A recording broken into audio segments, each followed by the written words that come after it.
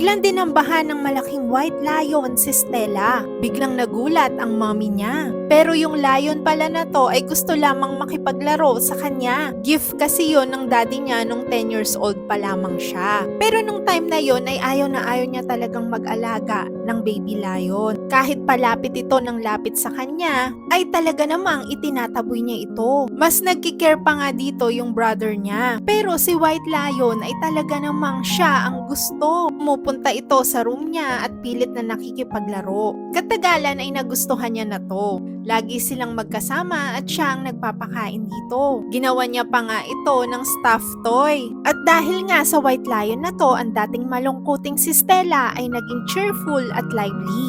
Lumipas sa mga panahon at lumaki na rin yung White Lion. Pero habang lumalaki na nga ito, ay nagkukos na ito ng mga ilang problema. Pero para kay Stella, ito pa rin ang kanyang baby lion. Hanggang isang araw ay inilabas na nga ito ng daddy niya dahil na-scratch nito ang helper nila at inilagay na nga yung White Lion sa loob ng cage. Mga ilang araw ay inihalo na rin yung White Lion sa ibang lion. Dahil nga harmless siya ay binubuli siya ng mga ito. Inaaway siya palagi at nagkanda sugat-sugat na siya. Habang si Stella naman ay hindi makapag-focus sa kanyang school. May time pa nga na tumakas si Stella sa school at umuwi at pinakain ang kanyang baby lion. Nakita ng daddy niya na sadyang nalulungkot si Stella kapag nalalayo sa lion niya. Ganun pa man, nag-decide pa rin silang ibenta yung lion. Pero alam niyang magiging miserable lamang ang buhay ng White Lion sa mga bibili sa kanya. Kaya naman pasikreto niya itong pinatakas at ilalagay niya daw ito sa isang sanctuary kung saan ay hindi ito masasaktan. Pero yung dadaanan nila ay may nakalagay na mood. Walang ibang paraan kung hindi ay maglakad sila para makarating doon. Kaya naman inakay niya yung White Lion niya sa loob ng mall. At syempre, natakot ang mga tao dahil sa laki nito.